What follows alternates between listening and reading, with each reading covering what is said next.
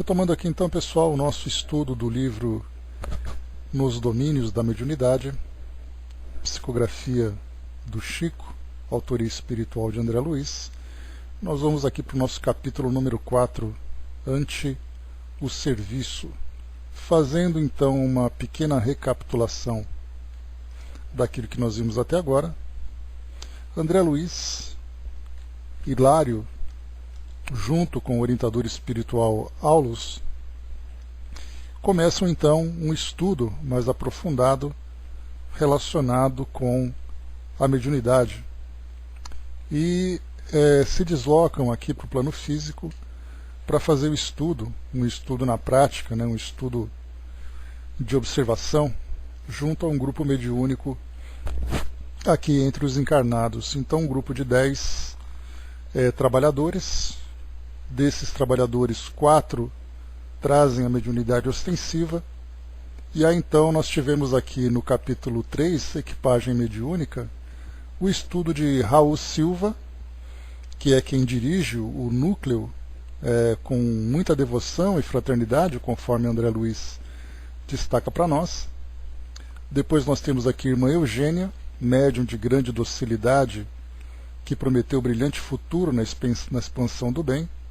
Tem ali um excelente órgão de transmissão e coopera com eficiência na ajuda aos desencarnados em desequilíbrio. Desculpem. Depois nós temos aqui também Antônio Castro, um jovem bem intencionado, mas ainda uma mediunidade um pouco rebelde, ainda não conseguiu se equilibrar com essa faculdade, principalmente ele, não conseguiu se equilibrar durante os momentos de exercício da mediunidade, principalmente na emancipação, já que ele é um médium que traz a mediunidade sonambúlica. E depois aqui no final nós temos a irmã Celina, ela foi então a nossa referência, uma trabalhadora espiritual de grande importância, devotada companheira do ministério espiritual daquele grupo de que Aulus pertence, E aqui então nós tivemos nesse capítulo 3 um estudo dedicado à constituição orgânica de irmã Celina, a constituição cerebral e também a parte fluídica, os centros de força. Foi feito um estudo então detalhado aqui sobre todas as características físicas e também espirituais dessa médium, trazendo aqui para nós então que ela é viúva há quase 20 anos e se dedicou aos filhos com admirável dedicação. E aqui no decorrer do nosso trabalho, aqui do texto, foi então apresentado essas características e no final André Luiz perguntou se uma médium com essa capacidade poderia sucumbir, poderia falir nessa missão. E aí então Aulus comentou que é uma jornada muito longa, uma jornada de 100 léguas. Quando se encontra ali nos primeiros passos, é difícil prever o que acontece no decorrer do caminho, e todos estamos sujeitos a esses desvios, principalmente médiuns que no começo da experiência aqui no plano físico, já nessa condição de trabalhador, de servidor, começa a adquirir uma certa autoconfiança e baixando a guarda, baixando a vigilância, e depois sofrem as consequências disso tudo. Então por isso aqui no final dizendo que embora ela seja uma grande trabalhadora, ainda corre esse risco, E foi colocado também aqui dizendo que nossas realizações espirituais do presente são pequeninas réstias de claridade sobre as pirâmides de sombra do nosso passado. É imprescindível muita cautela com as sementeiras do bem para que a ventania do mal não as arrase.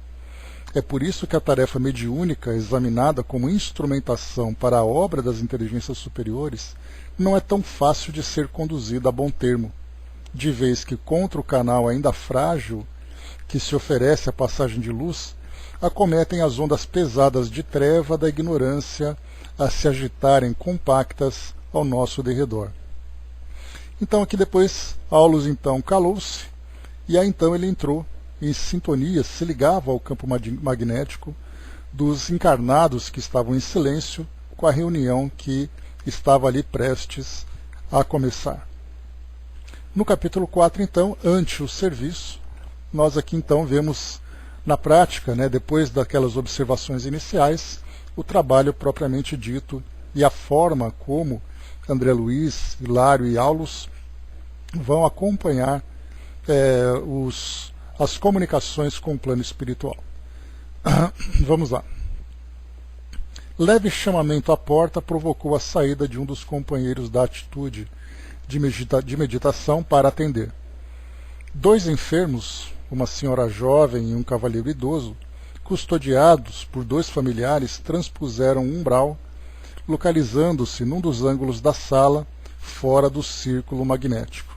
Lembrando que a palavra umbral significa o pórtico de passagem, é o batente da porta. Então, quando a gente está acostumado, André Luiz, falar de umbral como sendo uma região no plano espiritual, nós entendemos que mesmo sendo uma região intermediária de passagem entre o plano físico e o plano espiritual numa faixa mais elevada. Então esse umbral, exatamente esse espaço intermediário entre esses 2 planos.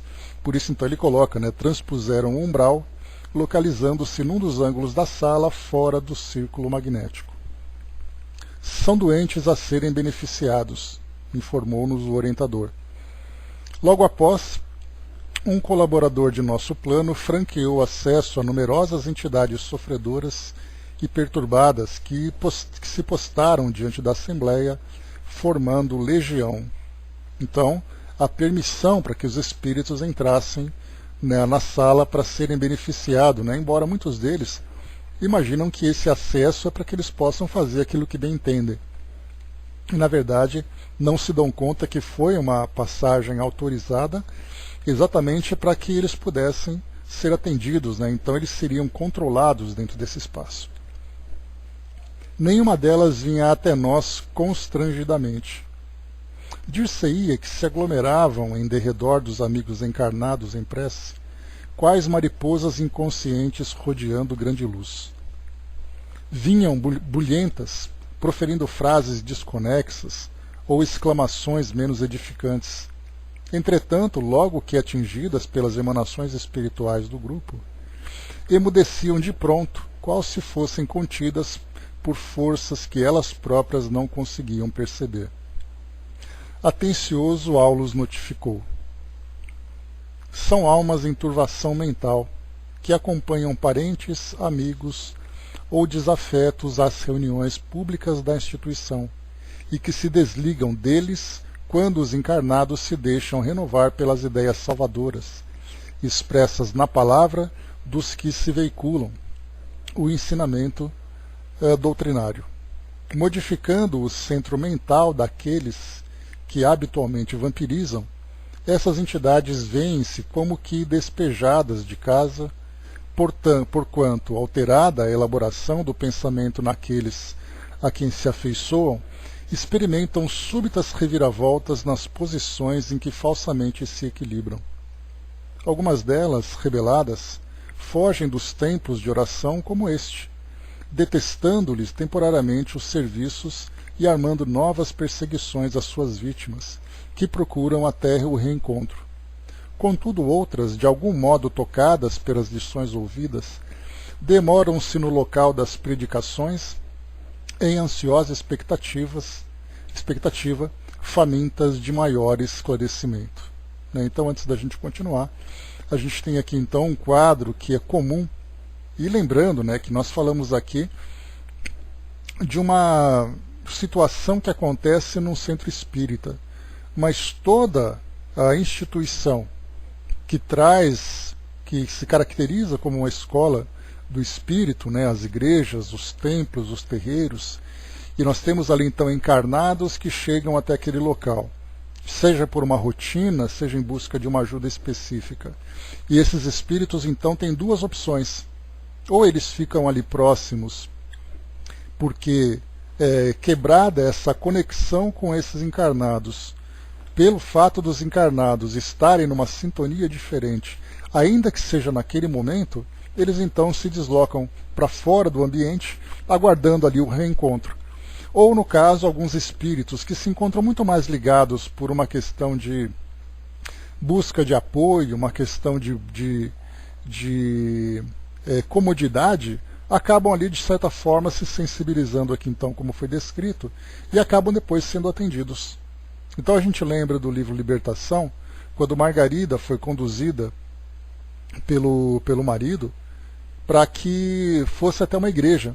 E aí então André Luiz, junto com Hilário e também com Gúbio,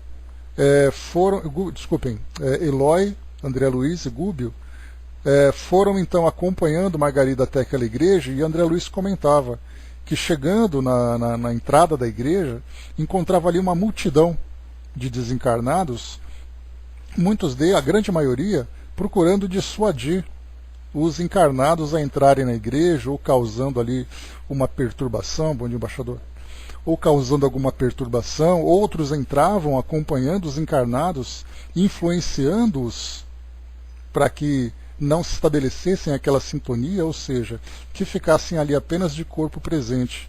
Então nós percebemos que tanto em centros espíritas, como também em outras instituições, nós temos ali trabalhadores atentos para acolherem esses espíritos, para oferecerem a eles a assistência de que necessitam, desde que apresentam essa predisposição. Então, da mesma forma que nós encontramos aqui, ou eles então se desligam temporariamente, aguardando, armando ali novas perseguições, como foi colocado, e outros acabam se sensibilizando com as lições que foram ouvidas. Então, tudo depende muito da qualidade do trabalho que é feito. No caso, por exemplo, o que André Luiz trouxe para nós lá no Libertação, André Luiz comentava que até mesmo o sacerdote que realizava a missa, ele mesmo estava disperso, preocupado com outros compromissos, cumprindo ali apenas um protocolo, né, que no momento em que fazia ali as consagrações, né, dentro do ritual da igreja, era simplesmente ali algo superficial, algo feito da boca para fora. Então era muito fácil para os espíritos que estavam naquele local acabarem interferindo mentalmente junto ali aos encarnados, para que eles não estabelecessem essa comunicação ou essa conexão com o plano espiritual superior. Agora, nos outros casos em que nós temos reuniões que são realmente levadas a sério, reuniões que criam uma harmonia sólida, permitindo ali o acesso dos espíritos superiores, essa sim acaba então tendo um valor efetivo. A mesma coisa acontece também em reuniões espíritas, onde nós temos ali trabalhadores, né, médiuns, dirigentes, palestrantes, que também apenas cumprem um protocolo. E não tem aquela inspiração vinda do alto para ajudar na harmonização e na criação desse campo vibratório. Acontece a mesma coisa, os espíritos entram, ficam à vontade, não se sentem desconfortáveis, simplesmente porque não criaram aquele campo de um teor mais elevado. Então é importante a gente perceber que uma instituição que não leva a sério o trabalho a que se propõe, ela acaba simplesmente sendo ali uma reunião de pessoas, trazendo ali uma proposta que é superficial e que acaba agregando muito pouco junto àqueles que buscam essa assistência. Aqui nesse caso nós encontramos uma situação diferente. Vimos desde o início ali a seriedade do trabalho, né, a força daquele campo vibratório criado pelos trabalhadores na sua harmonização, né, vimos ali também um grupo bastante coeso, um grupo bastante homogêneo, diferentemente de outros que nós encontramos, onde reina ali o orgulho, a vaidade, a antipatia entre os encarnados, né?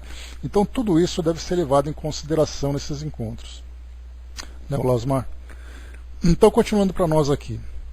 Então, naqueles dois grupos, né, há os desencarnados então que saem do centro, saindo, né, daquela ligação com os encarnados que foram até lá, e aqueles que ficam próximos e acabam oferecendo, né, aquela abertura para a assistência que podem receber.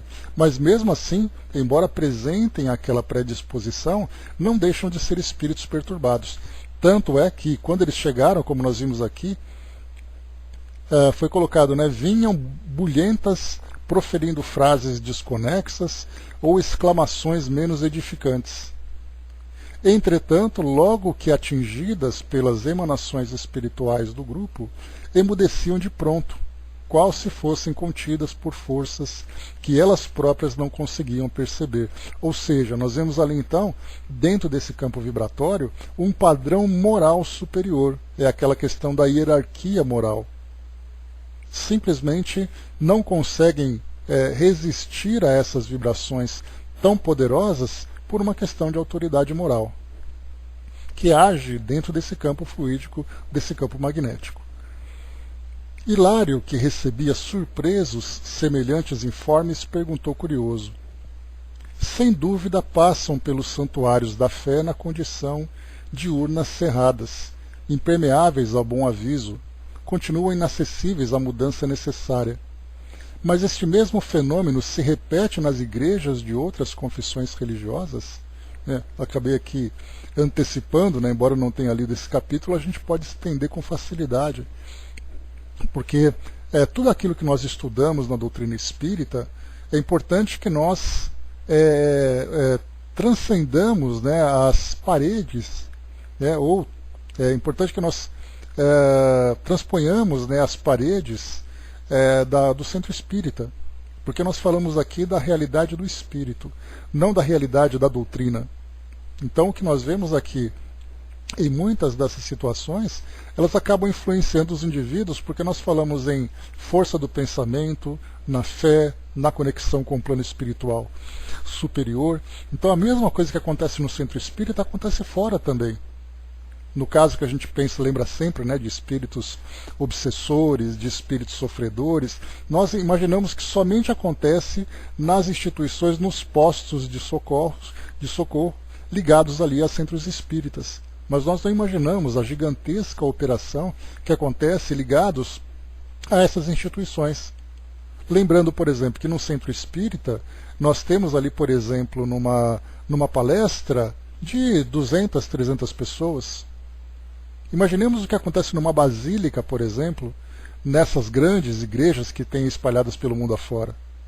Imaginemos o que acontece, por exemplo, em Meca, lá no centro do islamismo, onde nós temos ali milhares e milhares de pessoas que se reúnem ao mesmo tempo. E cada uma dessas pessoas encarnadas estão acompanhadas de espíritos obsessores, de espíritos sofredores.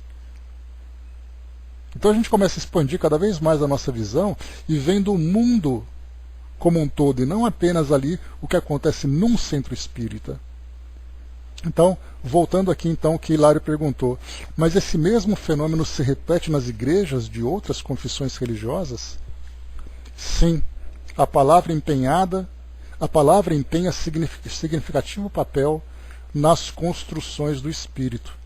Sermões e conferências de sacerdotes e doutrinadores em variados setores da fé, sempre que inspirados no infinito bem, guardam o objetivo da elevação moral. O assistente meditou um instante e acrescentou: entre os homens, porém, se não é fácil cultivar a vida digna, é muito difícil habilitar-se a criatura à morte libertadora. Comumente desencarna-se a alma sem que se lhe desagarrem os pensamentos enovelados em situações, pessoas e coisas da terra. A mente, por isso, continua encarcerada nos interesses quase sempre inferiores do mundo, cristalizada e enfermiça em paisagens inquietantes criadas por ela mesma. Aqui ele está falando sobre a dificuldade do espírito de se libertar dos interesses do mundo material e começar a se espiritualizar. É uma grande dificuldade. Então o espírito se desencarna e aí na desencarnação ele fica ligado a coisas, a situações, a pessoas, a interesses diversos. Ele simplesmente não consegue se desvincular de uma hora para outra.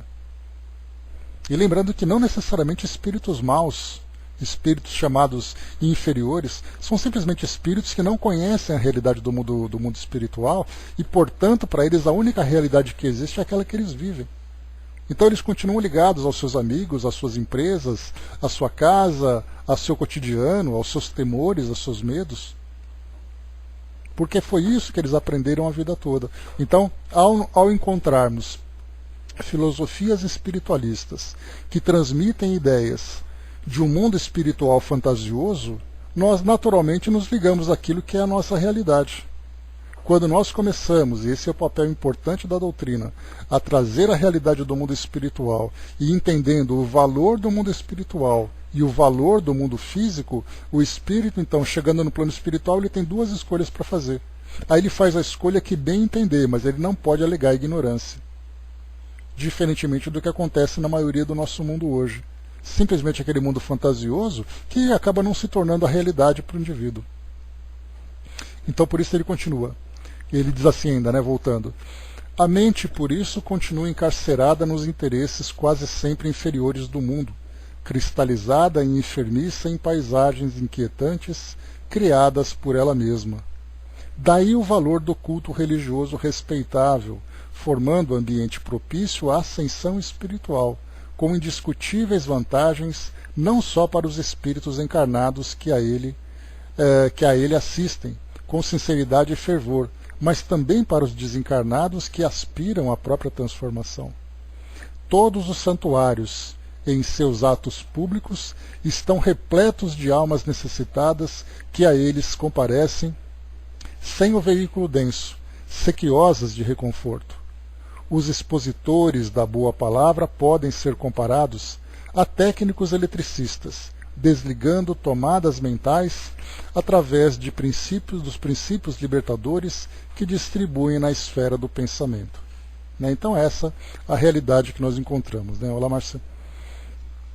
Essa é a realidade que nós encontramos. Então todo o trabalho digno, todo o trabalho bem executado, ainda que ligado a determinadas crenças, e nós já vimos, por exemplo, nos livros de Manuel Filomeno de Miranda, quando ele então, caminhando pelas ruas de cidades, ele então passa em frente a igrejas e encontra ali uma quantidade enorme de espíritos que continuam professando sua fé, suas crenças, conforme faziam quando estavam encarnados.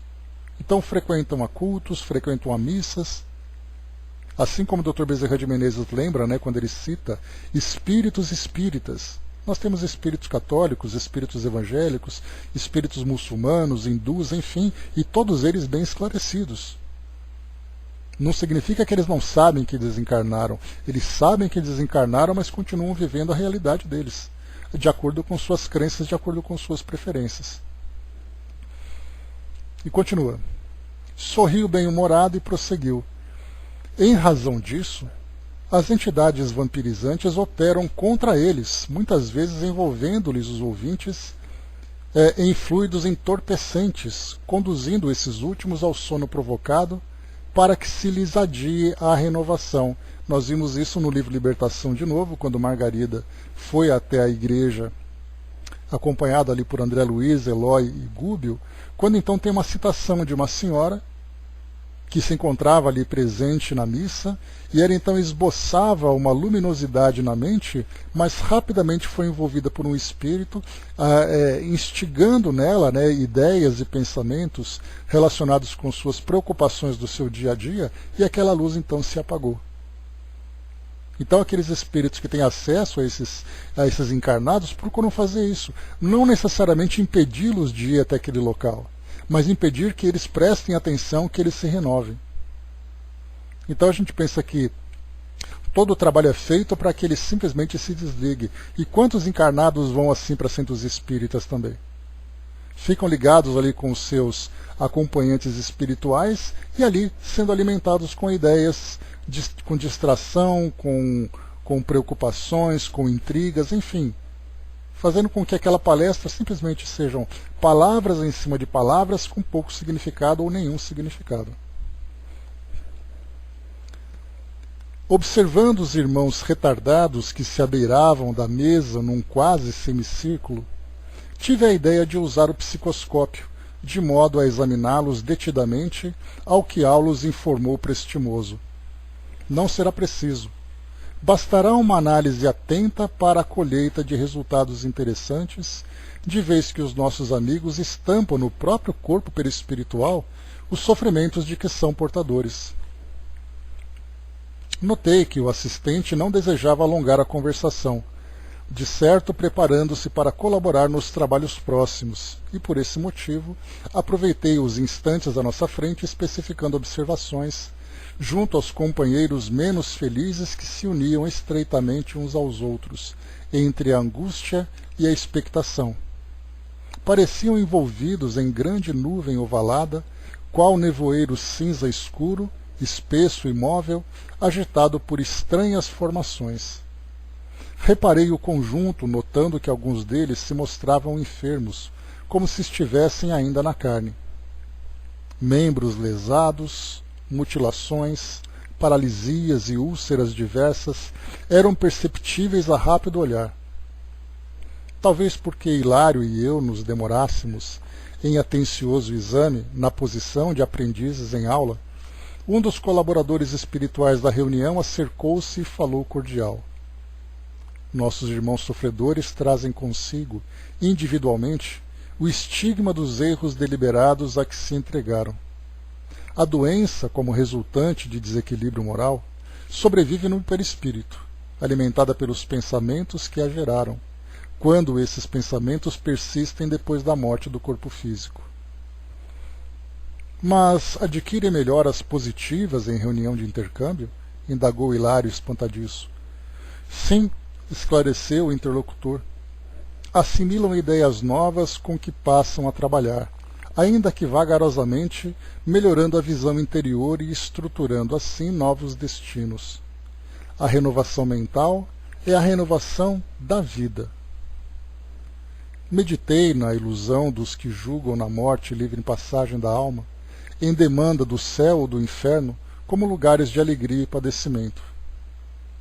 Quão raros na terra se capacitam de que trazemos conosco os sinais de nossos pensamentos, de nossas atividades e de nossas obras, e o túmulo nada mais faz que o banho revelador das imagens que escondemos no mundo sob as vestes da carne. Aqui, né, uma passagem significativa que André Luiz traz para nós, dizendo então, né, que o túmulo nada mais faz que o banho revelador das imagens que escondemos no mundo. Aqui esse banho revelador lembra da fotografia, quando nós então utilizávamos os filmes, né, ou para aqueles que ainda utilizam os filmes, e aí então você coloca ali, né, o negativo naquele revelador, você embanha, né, com os produtos químicos ali, e depois então surge a imagem na fotografia propriamente dita. A mesma coisa acontece conosco. Quando então acontece a desencarnação, o espírito se liberta e ele revela, marcado detalhadamente, tudo aquilo que o espírito viveu, tudo aquilo que o espírito pensa, que se encontra gravado na sua consciência, se revela no perispírito. Por isso que Aulos então disse que não havia necessidade de trazer ali, de usar aquele aparelho para poder sondar a mente de cada um. Basta olhar. Porque enquanto nós estamos aqui encarnados, né, é muito comum a gente fazer um julgamento simples, né, do indivíduo que está bem vestido ou mal vestido, o indivíduo que está limpo ou que está sujo, o indivíduo que é bonito ou se é feio fisicamente. Aí então, quando chega no plano espiritual, o espírito se revela por aquilo que ele é, e não mais tem a carne, né, tem ali a veste física, para poder ocultar essa realidade. Então, claro, né, que com aquele aparelho, André Luiz observaria detalhes técnicos mais profundos, mais detalhados, né, mas aquela curiosidade inicial de saber exatamente o que se passa com aquele espírito ficava estampado na sua própria aparência. Vamos em frente. A consciência é um núcleo de forças, em torno do qual gravitam os bens e os males gerados por ela mesma. E ali estávamos defrontados por vasta fileira de almas, sofrendo nos purgatórios diferenciados que lhes eram característicos. Abeiramo-nos de triste companheiro, de macilenta expressão fisionômica, e Hilário, num impulso todo humano, perguntou-lhe: amigo, como te chamas? Eu? Tartamudeou o interpelado, e, num esforço tremendo e inútil para recordar-se de alguma coisa, ajuntou: não tenho nome. Impossível, considerou meu colega, dominado de espanto. Todos temos um nome. Esqueci-me de tudo, comentou o infeliz, desoladoramente. É um caso de amnésia a estudar, aclarou o companheiro da equipe de trabalho que visitávamos. Fenômeno natural? Interrogou Hilário perplexo. Sim, pode ser natural em razão de algum desequilíbrio trazido da Terra, mas é possível que o nosso amigo esteja sendo vítima de vigorosa sugestão pós-hipnótica, partida de algum perseguidor de grande poder sobre os seus recursos mnemônicos, ou seja, seus recursos de memória.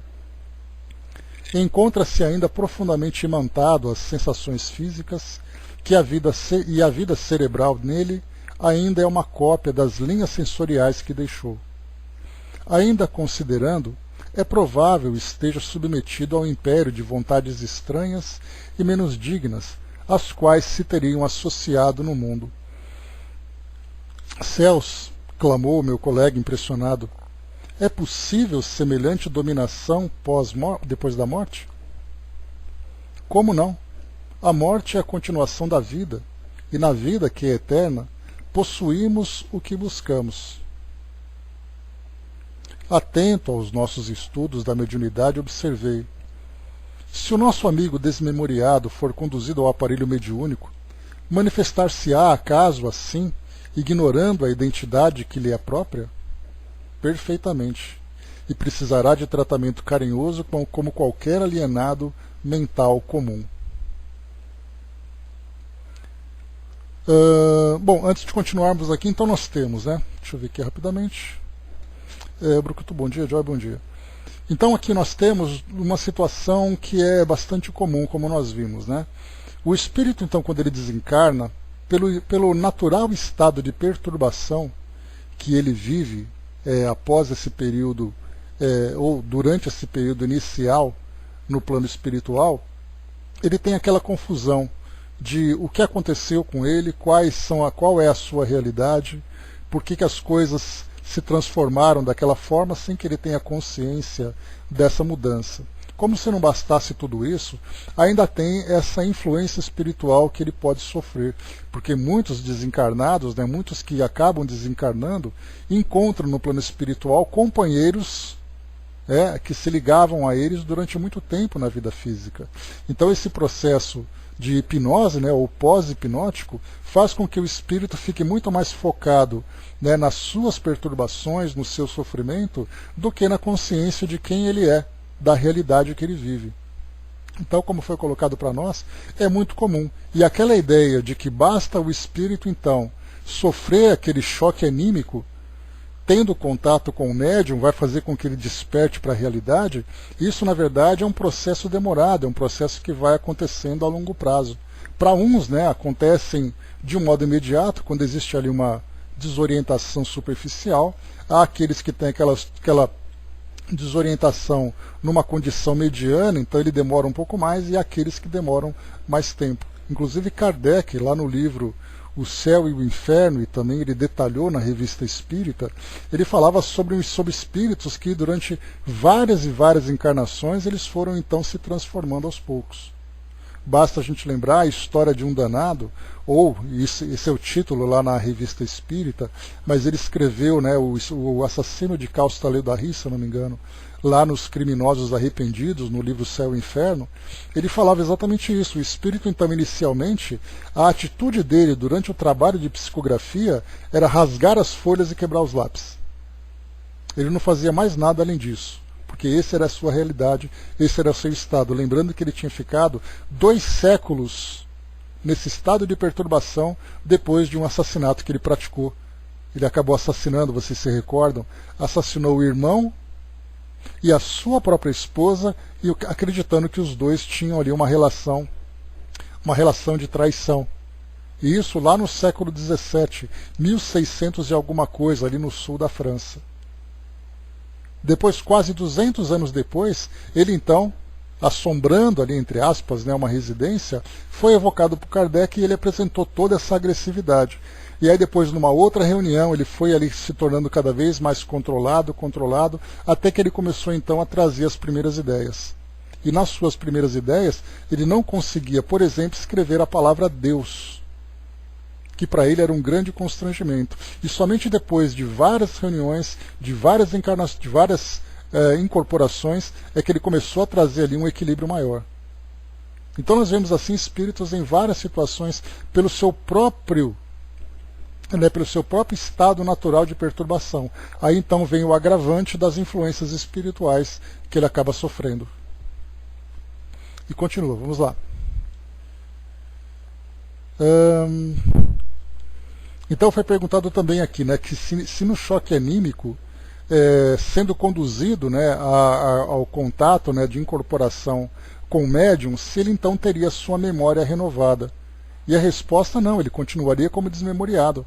O espírito vai se manifestar sem saber quem é, sem saber o que ele vivenciou, sem saber exatamente ali o que aconteceu, completamente desorientado. E aí então, como eu falei para vocês, somente depois de algumas reuniões, naquele trabalho tanto de orientação junto aos encarnados, como também naquele trabalho feito pelos espíritos, ele começa então a ter uma noção da realidade que ele vive.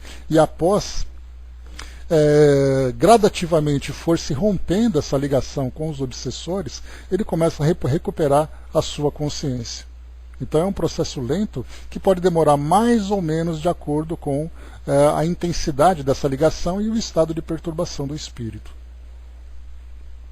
Então foi colocado para nós aqui mais uma vez, se o nosso amigo desmemoriado for conduzido ao aparelho mediúnico, manifestar-se-á acaso assim, ignorando a identidade que lhe é própria? Perfeitamente, e precisará de tratamento carinhoso com qualquer alienado mental comum. Então, a alienação mental, exprimindo-se por alguns médiuns que lhe dê guarida, será para qualquer doutrinador terrestre o mesmo enigma que estamos presenciando.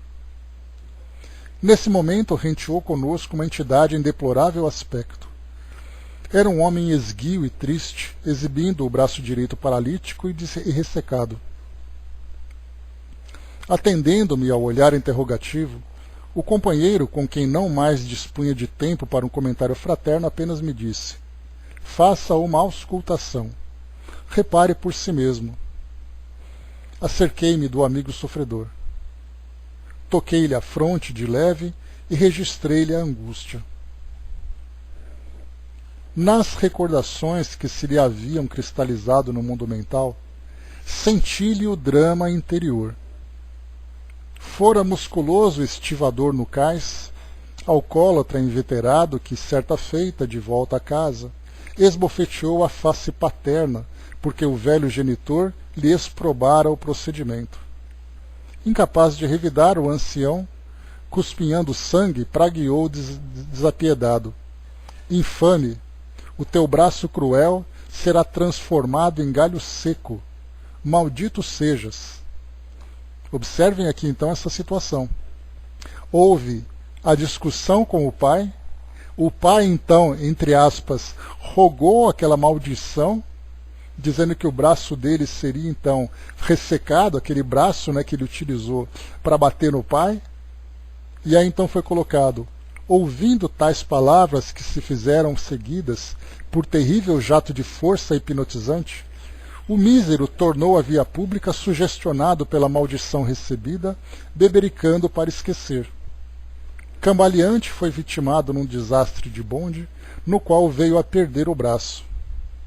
Sobreviveu por alguns anos, coagulando, contudo, no próprio pensamento a ideia de que a expressão paternal tivera força de uma ordem vingativa, a se lhe implantar no fundo d'alma, e por isso, ao desencarnar, recuperava o membro dantes mutilado a pender-lhe, ressecado e inerte no corpo perispirítico. Enquanto refletia, o nosso orientador reaproximou-se de nós e, percebendo quanto se passava, informou: é um caso de reajuste difícil, reclamando tempo e tolerância. E, afagando os ombros do paralítico, acentuou: nosso amigo traz a mente subjugada pelo remorso, com que ambientou nele mesmo a maldição recebida. Exige muito carinho para refazer-se. Então até aqui nós temos, né, a simples sugestão que fez com que o espírito então guardasse essa realidade de que ele teria o braço com aquele problema. André colocou, as pessoas não têm ideia do poder das palavras, né? Sim, e da própria culpa também, não apenas das palavras, né, André, mas a culpa também tem esse efeito. Nós lembramos lá no livro Memórias de um Suicida, daqueles casos, né, que Camilo comentava dos colegas. Nós tínhamos um que ele, motivado por ciúme, ele estrangulou a mulher e depois ele cometeu suicídio. No plano espiritual, ele não tinha as duas mãos, porque essa atitude dele fez com que ele se sentisse tão culpado que ele então acabou suprimindo as mãos, tomado pela culpa. Um outro caso relatado também, nós tínhamos ali um político que utilizava ali, né, a caneta para poder bem-vindo, Joia, para poder praticar a corrupção. No plano espiritual, a ideia da corrupção ficou tão forte na mente dele que a mão dele também desapareceu. E há então esses casos em que muitos espíritos, ao reencarnarem, não que tenham como prova ou como expiação ficar sem as mãos, mas a culpa fica tão impregnada na sua consciência que ele mesmo prejudica a sua encarnação, moldando o corpo físico com essa deficiência, com essa limitação.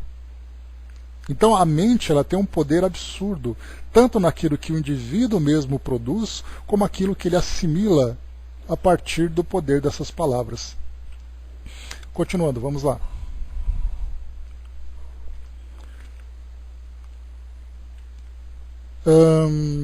Então nosso amigo traz a mente subjugada pelo remorso, com que ambientou nele mesmo a maldição recebida. Exige muito carinho para refazer-se. Sem despreocupar-me do tema que nos prendia a atenção, inquiri: se esse companheiro utilizar-se da organização mediúnica, transmitirá ao receptor humano as sensações de que se acha investido? Sim, elucidou o assistente. Refletirá no instrumento passivo as impressões que o possuem nos processos de humanização em que se baseiam os serviços de intercâmbio. Bom dia, Andréa. Aqui tem um outro caso interessante, eu me recordo. Um trabalhador de um grupo espírita, numa entrevista que ele concedeu na TV Mundo Maior, na época era muito ativa e trazia ali diversas entrevistas bastante edificantes. Ele então comentava de um trabalho que ele fazia, que ele era ali o chamado de doutrinador ou orientador num grupo mediúnico. E ele comentava que numa das reuniões teve um suicida, um espírito que tinha cometido suicídio, se manifestou através da incorporação. E o suicídio foi exatamente ter se jogado na frente de um trem. Aquele clássico, aquela clássica opção, principalmente, né, décadas de 30, décadas de 40, né? Então Dona Ivone, inclusive, lá nos livros que ela comenta, Recordações da Mediunidade, Devação do Invisível, ela falava que uma das piores opções de um suicida é exatamente se lançar na frente de uma locomotiva, porque o seu corpo físico fica destroçado. Por consequência, o espírito reflete isso também no seu perispírito. E aí então, nesse caso, nessa reunião mediúnica, esse espírito que tinha cometido suicídio se jogando na frente de uma composição, quando ele então incorporou, o médium de imediato começou a ficar completamente constrangido. As mãos curvadas, deitado sobre a mesa, apenas gemidos, apenas ali alguns grunhidos que ele emitia, não conseguia se comunicar em absolutamente nada. Depois de um tempo ele começava a bater o dedo na mesa, então ele respondia sim ou não com batidas na mesa, porque ele é o único controle que ele tinha.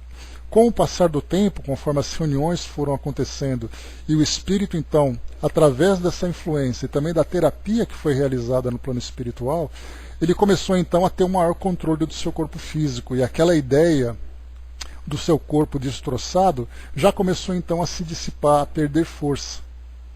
Então ele próprio guardava aquela imagem, né? Então, como nós já vimos ali nos estudos feitos no Céu e Inferno, então na Revista Espírita, nós vemos assim que o espírito desencarna e leva consigo a realidade no seu pensamento. E isso vai se refletir nas suas vestes, nas suas características físicas, nas suas limitações. E até que o espírito então chega no plano espiritual e começa a mudar o seu pensamento, assumindo uma condição saudável no plano físico, na sua mente, ele então vai transmitir isso para o seu perispírito. Então não são raras as vezes, né? Aliás, isso é muito mais comum do que nós imaginamos, né? Os espíritos que desencarnam e passam esse período inicial de adaptação no plano espiritual, como se não bastassem, né, as dificuldades de descrença, as questões morais que ele acaba sofrendo, mas esse período inicial de adaptação no plano espiritual é exatamente para se libertar da influência do corpo físico, principalmente naquela fase final da sua desencarnação. Sejam indivíduos que desencarnaram através de um acidente, sejam indivíduos que desencarnaram através de uma doença. No momento em que ele chega ao plano espiritual, as sequelas que ele acaba vivenciando, acaba sendo resultado daquilo que ele viveu na sua realidade. Principalmente pela força intensa que aquela situação impregnou na sua mente. Basta a gente lembrar que quando nós chegamos no plano espiritual, nós vamos levar a aparência que nós temos hoje. Alto, baixo, gordo, magro, com deficiência ou sem deficiência, cor, características físicas, não importa. O gênero da sua sexualidade não importa. Nós passamos uma vida inteira, é importante a gente lembrar, olhando-se no espelho, né, olhando-nos no espelho, imaginando ali, né, o nosso rosto, imaginando os nossos cabelos, imaginando o nosso corpo físico. Quando nós chegamos no mundo espiritual, essa é a nossa realidade. Aí é muito comum também espíritos que desencarnam com a idade avançada, sofrendo as dificuldades de uma idade avançada. Até que ele começa então a renovar o seu pensamento, tendo ali uma aparência madura ou uma aparência juvenil, de acordo ali com a sua condição, mas de uma forma saudável. Ele apresenta ali uma maturidade, mas num corpo saudável. Ele não sente mais as dores, ele não anda mais arrastando as pernas, ele não fica mais curvado. Tudo isso vai se modificando porque ele modifica o seu pensamento. Então, se nós, chegando no plano espiritual, guardamos essas impressões daquilo que nós vivemos aqui no mundo físico, imaginemos um indivíduo que desencarna de uma forma tão agressiva, como é o caso do suicida, destruindo o seu próprio corpo físico, o impacto que essas ideias, que essa imagem reflete no seu pensamento. Então, por isso, como foi colocado para nós aqui, o espírito, então, refletirá num instrumento passivo as impressões que o possuem, nos processos de humanização em que se baseiam os serviços de intercâmbio. Sorriu bondoso e acrescentou: no entanto, não nos percamos agora nos casos particulares. Então, mais uma vez aqui, André Luiz levando aquela pequena cutucada, né, para prestar atenção no trabalho geral. Não fica focado num caso específico dele ou daquele espírito, né, porque do contrário, se nós formos analisar caso a caso, nós perdemos ali a essência toda. E quando nós temos uma consciência da essência, nós somos capazes então de analisar casos particulares a partir daquele conhecimento geral. Bom dia, Vanessa. Cada entidade menos equilibrada, de quantas se acham reunidas aqui, traz consigo inquietantes experiências. Observemos de plano mais alto, né? Então é exatamente o que comentei com vocês agora. Tendo uma visão elevada, uma visão geral da situação, nós somos capazes então de fazer uma análise cuidadosa. Seria mais ou menos, só para a gente poder fazer aqui uma comparação, nós estudarmos, por exemplo, geografia. Nós analisamos aqui o mapa do nosso Brasil, nós analisamos então as características físicas de cada região, climáticas, a vegetação e tudo mais. A partir dessas características, nós podemos imaginar como é a vida de cada indivíduo que vive nessa região. Aquele que vive no sertão, aquele que vive na Amazônia, aquele que vive no Sudeste, aquele que vive no Sul. Então nós vamos ali observando que, de acordo com o ambiente que o indivíduo vive, nós podemos estabelecer a forma como ele vive nesse local. É mais ou menos o que acontece quando nós falamos sobre a influência do pensamento. Por isso que é fácil nós começarmos a pegar casos, no caso, por exemplo, de um indivíduo que viveu uma dependência química seja pelo tabagismo, seja o uso de drogas ilícitas, seja através do alcoolismo. Quando ele chega no plano espiritual, se ele está condicionado àquelas sensações, como vai ser a vida desse indivíduo? A mesma coisa acontece com o indivíduo que vive em função das sensações da sexualidade, de vícios de comportamento. Quando chega no plano espiritual, ele vai levar consigo a necessidade para satisfazer essas sensações. Portanto, o seu sofrimento vai ser exatamente buscar experiências que provoquem nele essa sensação sem que ele possa vivenciá-la, porque as sensações vinham através do corpo físico. Por isso, então, o espírito fica simplesmente obcecado em ter cada vez mais experiências desse tipo, seja ela de qual for, mas ele não consegue satisfazer, porque os canais, os veículos que provocavam as sensações já não existem mais. Daí, então, ele vai se ligar a alguém para que possa ali vampirizar essa pessoa, tentar sugar-lhes ali os fluidos que provoquem nele uma sensação semelhante. É uma situação bastante complicada, mas basta a gente ter uma visão geral do que acontece com o espírito para a gente poder especificar caso a caso. Claro que é curioso a gente analisar, né, o início, o meio e o fim de uma experiência de um espírito, que a gente vai ver nos detalhes, mas generalizando dá para a gente ter uma ideia. Continuando então, vamos lá. E conduziu-me à cabeceira da mesa, onde o nosso amigo Raul Silva ia começar o serviço de oração. Lembrando, né, que no início do capítulo 3, Raul Silva era o dirigente do trabalho, né, um trabalhador responsável, um trabalhador equilibrado, com grande conhecimento. Capítulo número 5. Assimilação de correntes mentais.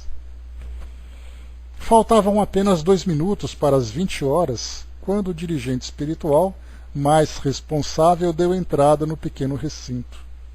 O dirigente espiritual. Nosso orientador articulou a apresentação. O irmão Clementino abraçou-nos acolhedor. A casa pertencia-nos a todos, explicou sorridente. Estivéssemos, pois, à vontade, na tarefa que nos achávamos investidos. Nesse caso, uma tarefa de estudos, né? Que André Luiz, Hilário e Aulus se encontravam. No caso, André Luiz e Hilário, né? Que eram os 2 aprendizes. A essa altura, diversas entidades do nosso plano colocaram-se junto dos médiuns que estariam de serviço. Clementino avançou em direção de Raul Silva, perto de quem se postou em muda reflexão. Logo após, Aulus convidou-me ao psicoscópio e, graduando-o sob nova modalidade, recomendou-nos acurado exame. Foquei os companheiros encarnados em concentração mental, identificando-os sob aspecto diferente. Dessa vez, os veículos físicos apareciam quais se fossem correntes eletromagnéticas em elevada tensão. O sistema nervoso, os núcleos glandulares e os plexos emitiam luminescência particular. E, justapondo-se ao cérebro, a mente surgiu como esfera de luz característica, oferecendo em cada companheiro determinado potencial de radiação. Então aqui, né, como eu já passei para vocês, é difícil para nós imaginarmos uma situação como essa, em que inicialmente eles formavam aquela corrente de concentração, antes de iniciar o trabalho, e aí então André Luiz percebeu, até mandei para vocês aquela foto, aquela imagem, né, aquela cena do filme Matrix, em que o nosso personagem Neo olhava então, depois que ele conseguiu adquirir aquele conhecimento mais elevado, né, como sendo ali o escolhido, né, ele então olhava para tudo como se fossem códigos e radiações de energia. Então, como eu falei para vocês, é difícil para nós imaginarmos, mas hoje nós temos vários filmes de ficção científica que trazem efeitos especiais que mostram isso, indivíduos que mostram uma certa luminosidade. Então, inicialmente, naquela corrente de concentração, eles se encontravam com um pensamento harmônico. Agora já começa ali a ter uma irradiação diferente, porque o trabalho propriamente dito começava, uma concentração muito maior, e mais uma vez foi colocado o sistema nervoso, os núcleos glandulares e os plexos emitiam luminescência particular. e justapondo-se ao cérebro, a mente surgiu como esfera de luz característica. Então, ou seja, olhando ali então para a cabeça de cada indivíduo ali encarnado, era possível ver ali uma luminosidade. De acordo ali, aí mostrava aqui para nós, né? Em cada companheiro determinado potencial de radiação. Então alguns tinham ali um brilho maior, outros um brilho menor. Lembrando que eram 10 trabalhadores. Mas pegando os 4 médiums que foram apresentados para nós lembramos daquele jovem, que era ali um pouco mais disperso, um pouco menos experiente e tudo mais, né? Ou bastante inexperiente, né? Comparado, por exemplo, com Dona Celina, que tinha ali uma envergadura moral significativa, uma experiência mediúnica também importante, assim como também o dirigente do trabalho, comparado com aqueles outros. Então, alguns com mais experiência, alguns com mais valores morais desenvolvidos, outros em condição diferente. Então, cada um mostrando ali a sua característica. E André Luiz observava, através desse psicoscópio, exatamente essas irradiações, essas características energéticas, observando o corpo físico de cada um. Lembrando que quando Dona Celina foi analisada no capítulo anterior, André Luiz, através do psicoscópio, observou a hipófise, né, a glândula pineal, irradiando uma luminosidade azulada, que era exatamente aquele ponto de conexão com o mundo espiritual. Então, esse tipo de evento nós só seremos capazes de observar estando realmente no plano espiritual. Porque por mais que André Luiz procure trazer para nós aqui uma descrição, vai ser difícil de imaginar. Sorte nossa que estudamos esse livro agora no século XXI, que temos aí o cinema, né, que temos toda essa tecnologia que pode mostrar para nós esses efeitos todos, né, trazer um exemplo. Né? Imagine quem estudou sobre isso aqui na década de 50, década de 60, que não tinha nenhum paralelo para fazer uma comparação. Então hoje a gente, por mais fantasiosa que seja, a nossa visão, hoje pelo menos a gente consegue imaginar uma coisa parecida. Naquela época nem isso eles podiam. Então, vemos ali então o corpo tendo ali radiações em pontos específicos, sistema nervoso, núcleos glandulares e plexos, emitiam luminescência particular.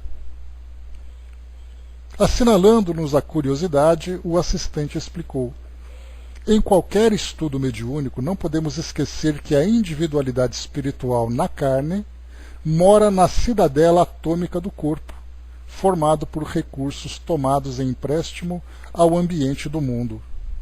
Sangue, encéfalo, nervos, ossos, pele e músculos representam materiais que se aglutinam entre si para a manifestação transitória da alma na Terra, constituindo-lhe vestimenta temporária, segundo as condições em que a mente se acha.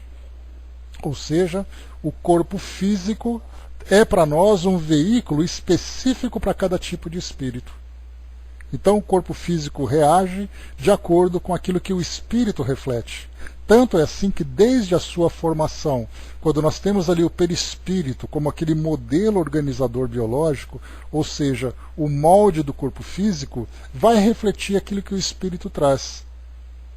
Aí, para a gente poder exagerar um pouquinho, dá para imaginar como era o corpo físico de Jesus, comparado ali com o poder, né, ligado ao poder do espírito puro que ali se encontrava encarnado. E aquilo que nós refletíamos. Então, se tivéssemos ali um psicoscópio para observar o corpo de Jesus ou o corpo desses grandes luminares aqui na nossa sociedade terrena, certamente ficaremos absolutamente ofuscados com a intensidade desse brilho, né, André? Porque realmente nós temos ali o poder daquela mente. Dá para a gente imaginar, por exemplo, Chico, trazendo um pouco para a nossa realidade aqui mais contemporânea, se pudéssemos ali sondar a mente do Chico, a mente do Divaldo, no momento em que eles se encontram em conexão com o plano espiritual em atividade mediúnica. Quais são os pontos que brilham? Quais são aqueles pontos que mais se destacam? Qual a intensidade dessa irradiação? Tudo isso então é avaliado de indivíduo para indivíduo. Continuando. Nesse instante, o irmão Clementino pousou a destra na fronte do amigo que comandava as assembleias, ou a assembleia, mostrando-se nos mais humanizados, quase obscuro. Deixa eu ver aqui. O benfeitor espiritual que ora nos dirige, acentuou o instrutor, afigura-se-nos mais pesado, porque amorteceu o elevado tom vibratório em que respira habitualmente, descendo à posição de Raul, tanto quanto lhe é possível para benefício do trabalho começante. Influencia agora a vida cerebral do condutor da casa, à maneira de um musicista emérito manobrando respeitoso um violino de alto valor, do qual conhece a firmeza e a harmonia. Aqui me veio um estudo que foi feito há muitos anos, aqui no Pautal, que a gente conversava sobre a dificuldade que os espíritos têm para entrar em sintonia com os encarnados no momento da comunicação. Nesse caso, o irmão Clementino, como foi colocado para nós, mostrando-se-nos mais humanizado, quase obscuro, ou seja, aquela luminosidade natural que ele possuía foi se tornando cada vez menos intensa, cada vez mais obscura, pelo fato dele reduzir o seu padrão vibratório para entrar em sintonia com o encarnado. Já que o encarnado não consegue se elevar, o espírito então tem que descer ao seu nível, baixar esse padrão vibratório. E aí então me fez lembrar o trabalho, todo o estudo que nós fizemos, ou tentamos fazer, para imaginar como foi a encarnação de Jesus, em que ele então saía do seu padrão vibratório natural de um espírito puro, quanto tempo ele demorou para poder diminuir a intensidade da sua irradiação espiritual, para poder chegar na condição de um espírito encarnado. Então a mesma coisa acontece com outros espíritos. Então, se nós temos um trabalho de atividade rotineira, de comunicação espiritual, por exemplo, como o Chico fazia, de comunicação de espíritos desencarnados para os seus familiares e tudo mais, é algo muito mais simples, porque o espírito já está na condição dele. Na verdade, o Chico tem que aceitar uma vibração inferior para poder transmitir a comunicação, até aí é tranquila. Agora imaginemos espíritos mais elevados que chegam para trazer uma comunicação. O caso, por exemplo, de Dr. Bezerra de Menezes, para trazer uma comunicação junto a Divaldo, por mais elevado que seja o padrão do Divaldo aqui dentro dos padrões do mundo físico, aqui entre nós encarnados, imaginemos então Dr. Bezerra de Menezes, considerado um dos espíritos de hierarquia espiritual mais elevada entre nós aqui terráqueos, vamos dizer assim, com o trabalho que ele faz para reduzir a sua irradiação ou o seu padrão vibratório para estabelecer essa sintonia com o encarnado.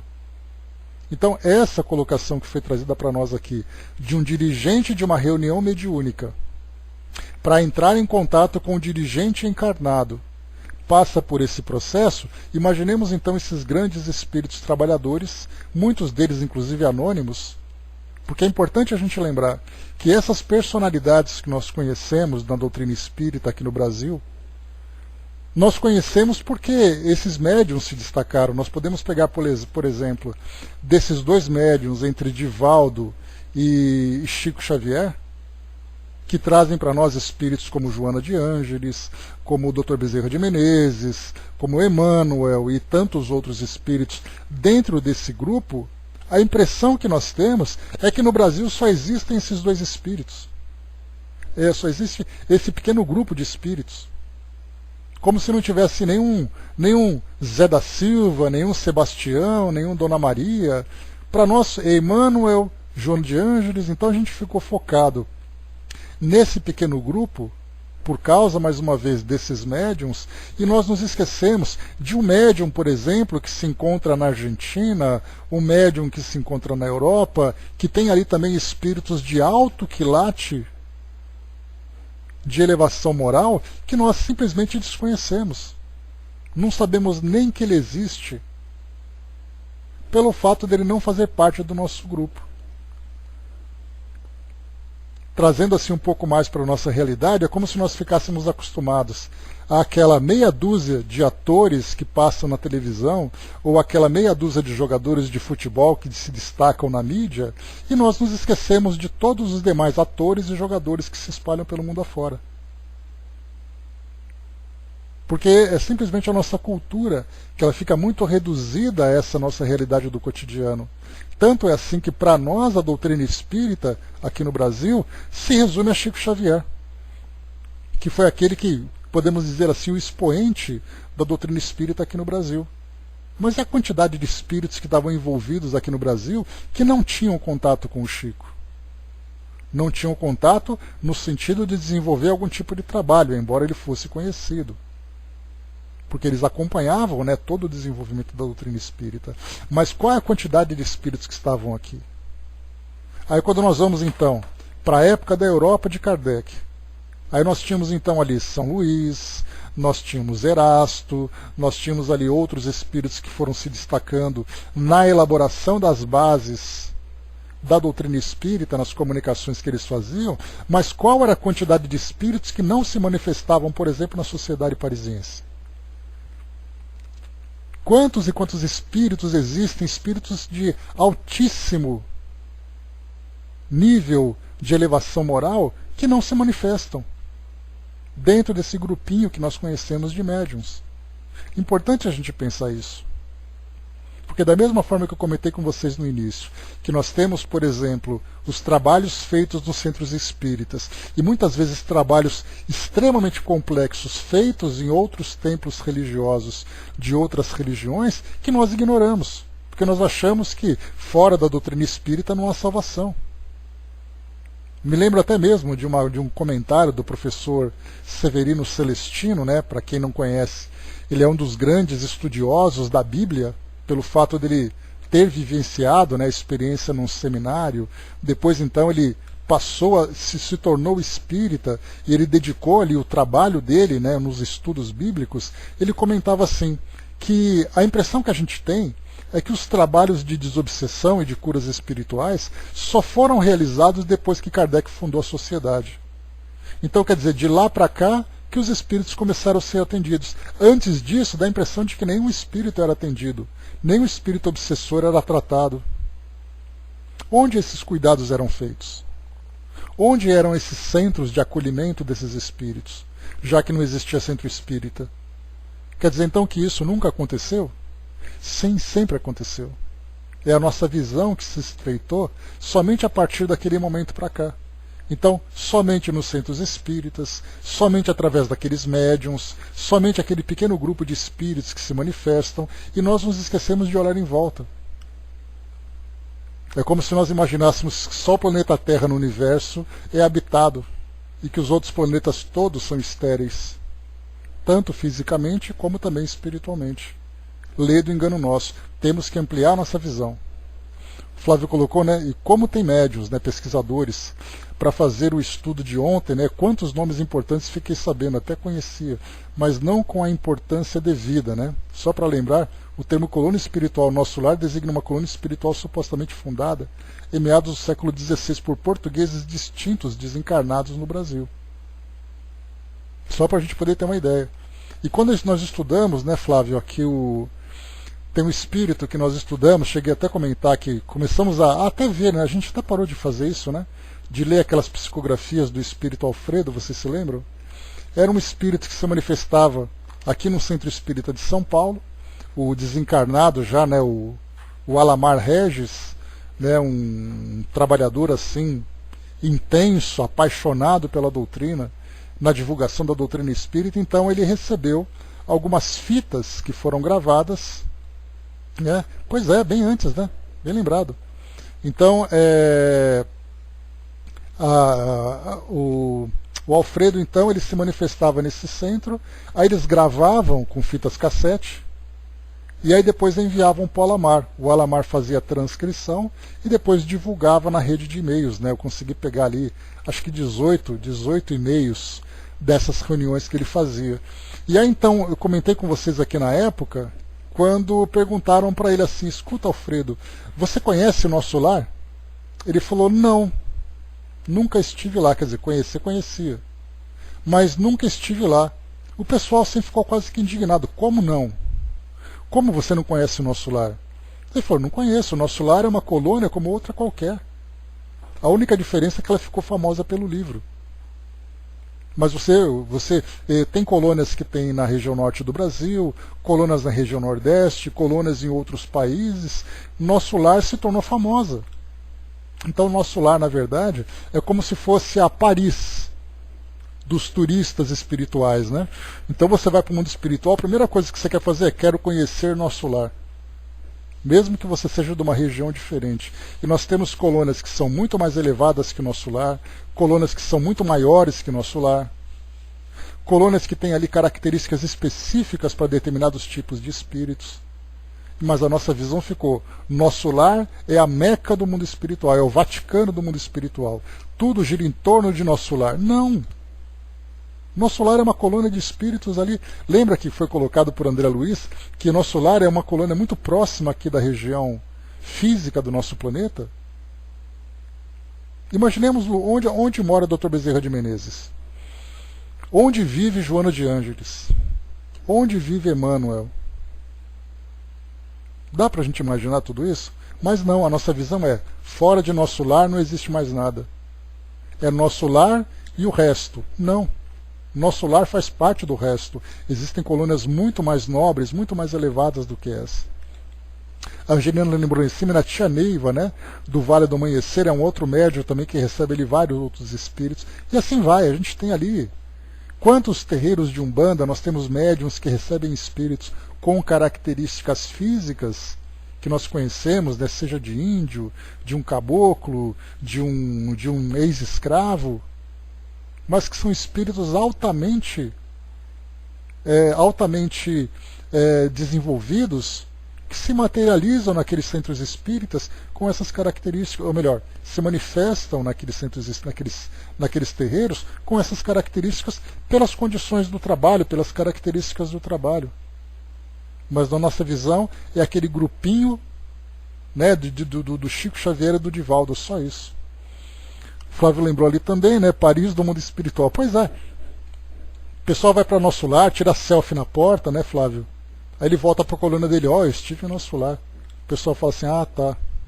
E daí? Para nós é importante. Para nós brasileiros isso é importante, né? O André colocou, né, se eu for para qualquer uma, pequenininha, já vou ficar feliz, já está de bom tamanho, né? E o Flávio lembrou, né, lembrando que nosso lar está no umbral, sim. Ele é uma cidadela que na verdade é quase um posto de socorro bem desenvolvido para acolher esses espíritos que acabam de chegar do mundo espiritual numa condição de sofrimento. Quantos espíritos passam batido por nosso lar e vão para as esferas mais elevadas por estarem numa condição? Ou a gente acha, por exemplo, que o Chico Xavier foi para nosso lar? Se ele foi como turista, né? Ou foi para ser um grande dirigente. Kardec, por exemplo, quando desencarnou, para onde que ele foi? A gente acha que ele foi para o nosso lar? Dá para imaginar uma coisa dessa? Então é essa ampliação da nossa visão que a gente tem que ter do mundo espiritual. A gente não pode apequenar ela a partir da nossa visão simplista da doutrina espírita brasileira. Ou da doutrina espírita no Brasil, de uma forma correta, né? Deixa eu ver aqui, só achar um ponto aqui para a gente finalizar.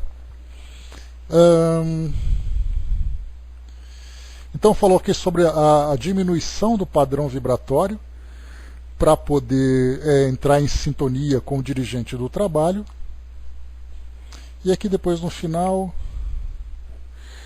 Então aqui, né, só para a gente terminar então, vou voltar aqui ao parágrafo anterior. Achei aqui o ponto para a gente finalizar. O benfeitor espiritual que ora nos dirige afigura-se-nos mais pesado, porque amorteceu o elevado tom vibratório em que respira habitualmente, descendo à posição de Raul, tanto quanto lhe é possível para benefício do trabalho começante.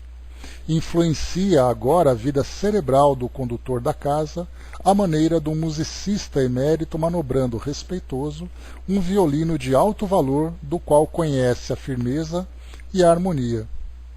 Notamos que a cabeça venerável de Clementino passou a emitir raios fulgurantes, ao mesmo tempo que o cérebro de Silva Raul Silva aqui no caso, sob os dedos do benfeitor, se nimbava de luminosidade intensa, embora diversa.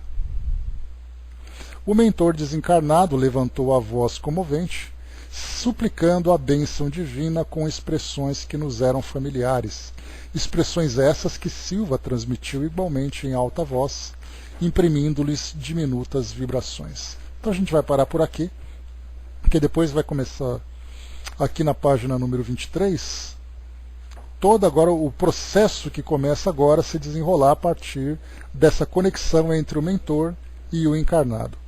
O Flávio lembrou aqui, né, em Os Mensageiros tem um relato de um espírito em Campo da Paz, posto de socorro vinculado à colônia Nosso Lar, que falava que em Nosso Lar os desencarnados já arrependidos iriam para o tratamento, enquanto em Campo da Paz os espíritos estavam em grande desequilíbrio ainda, né? E nós vimos, né, Nosso Lar, vimos também outros, né, Flávio? Missionários da Luz também, se não me engano, teve uma passagem numa outra colônia, enfim.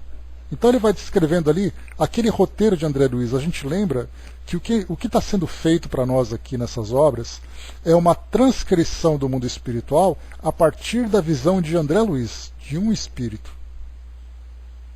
Um espírito. Hoje nós temos a felicidade de ter contato com outras obras que falam para nós sobre outras colônias. No caso, por exemplo, o livro Voltei, fala daquela colônia onde se encontra ali Eurípides Barçanufo, onde se encontra Caibar Schutel, outros locais, né, aqui no litoral de São Paulo, se não me engano, inclusive. Me esqueci até o nome da colônia. A Miriam que gosta dessa colônia, qual é o nome dela? É a colônia... me esqueci o nome.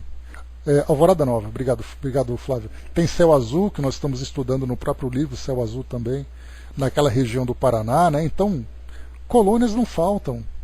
Então não diminuamos o mundo espiritual, não restringamos o mundo espiritual a partir de uma visão simplista.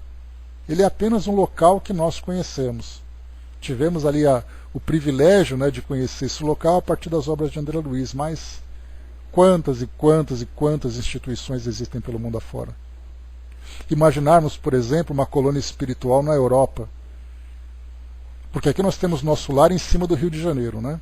Imaginemos uma colônia espiritual no centro da Europa para acolher aqueles espíritos que lá desencarnam.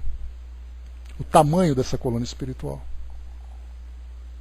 Na África, na América do Norte, na Ásia, enfim, em todos os continentes, as milhares, se não milhões de encarnações, né? No caso ali o Hospital Maria de Nazaré, que nós vimos, né, que é em Portugal, que lá inclusive o próprio Camilo comenta, né, porque lá que ele foi acolhido após o suicídio, lá é um hospital para suicidas.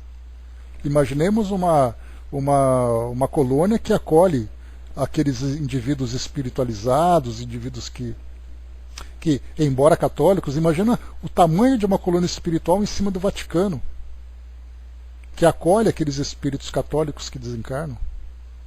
Meu Deus, é tanta coisa que a gente chega até a ter vertigem de tanta coisa que tem pelo mundo afora. Mas enfim, finalizando aqui o nosso estudo de hoje, paramos então aqui mais uma vez, né? No capítulo 5, fizemos aqui só a primeira página, então é que é fácil da gente retomar depois. Assimilação de correntes mentais. Na